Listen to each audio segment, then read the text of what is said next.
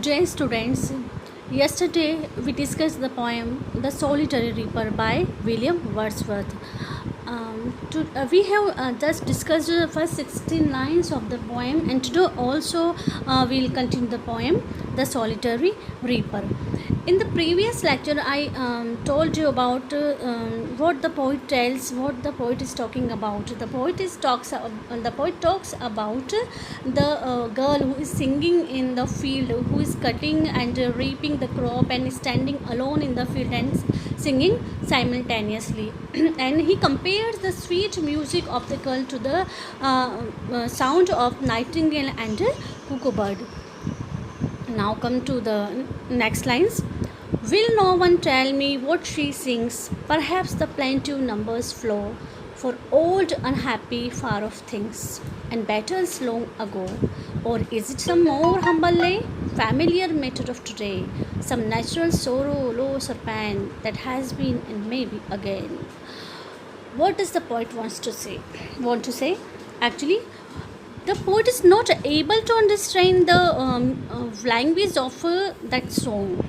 Okay, he cannot understand. He's not able to understand what the girl is singing about. The poet cannot understand the theme of the song sung by the girl. What is she singing, or what she wants to reveal to or express by her song. The poet wants to know but not able to understand. He can only guess at what she might be singing about. Will no one tell me what she sings? He doesn't understand and he only guesses. He says that perhaps the plaintive numbers flow for old, unhappy, far off things. Plaintive means mournful. Numbers, group of notes. Plaintive. The poet says that it may be a sad song or a mournful song. Okay, or it may be an incident, old, unhappy, far off things means old incidences that took place long ago. Okay, incidences that took place long ago, that occurred in old or ancient times. Okay, it may be an incident or event that took place long ago in her life and battles long ago. Maybe her song relate to some sad past event. Okay, or it may be the song may be related to the battle fought in ancient time. Or is it some more humble lay means dealing with personal sorrow, or this song may deal with her personal sorrow. It may be her personal grief or loss and sadness or sorrow, anything maybe a familiar matter of today, or it may deal with the common occurrences of day-to-day life, some natural sorrow, loss or pain. The theme, it may be that she is singing about some misery, some grief occurs in ordinary course of time, or some natural sorrow, or it may be natural sorrow means natural sorrow that occurs in everyone's life.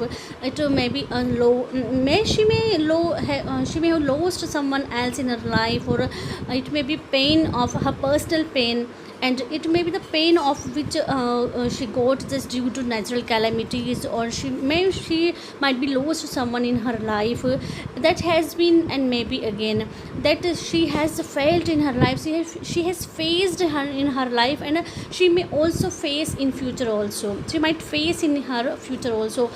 So the poet guesses different kinds of themes that the theme may relate to some occurrences of past occurrences, battles and personal sorrows, and common occurrences also, natural sorrow.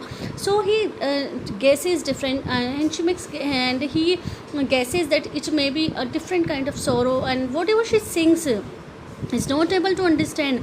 But now in next line he says that whatever she is singing is very sweet and pleasant. He doesn't understand the language of the girl, or he only guesses about different kinds of subject matter and and themes, but is not able to clearly understand what she sings. And then he says that whatever the theme, the maiden sang as if her song could have no ending. I saw her singing at her work and o'er the sickle painting. Whatever the theme, he says that whatever the subject matter or the theme of the song, the maiden, the girl sang. Okay, Okay, whatever she say, she sang or she has sung, and she's singing, okay, and as if her song could have no ending, but whatever she's saying, she's singing, is very pleasant and soothing and extraordinarily sweet, and extraordinarily sweet, mesmerizing, as if her song could have no ending. The poet wants her song not to be ending. He wants her song to be continued, never finished. The poets want her song to be continued and never finished. Okay, I saw her singing at her work and over the sickle bending.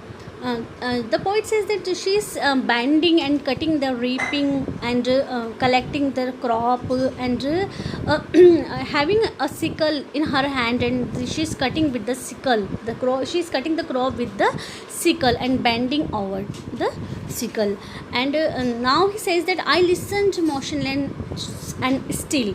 He says that he heard the song of the girl without moving, without making any noise or any sound. He heard the song of the girl silently, and now he is moving towards the hill. As I mounted up the hill, now he is moving towards the hill and leaving the place, and is saying that, and I mounted up the hill, I climbed up the hill, and the music in my heart I bore. And he carries the music of the girl with him in his heart. Okay, the song of the girl, the pleasant song, the extraordinary sweetness of the music mesmerized him very much, and it left an indelible imprint on the mind and the heart of the poet. And he is carrying the music of the girl with him in his heart. The music in my heart I bore means kept. He's carrying, he's keeping the song, the music of the girl in his heart long after it was not heard no more. And after that he never heard this kind of song again. He will not listen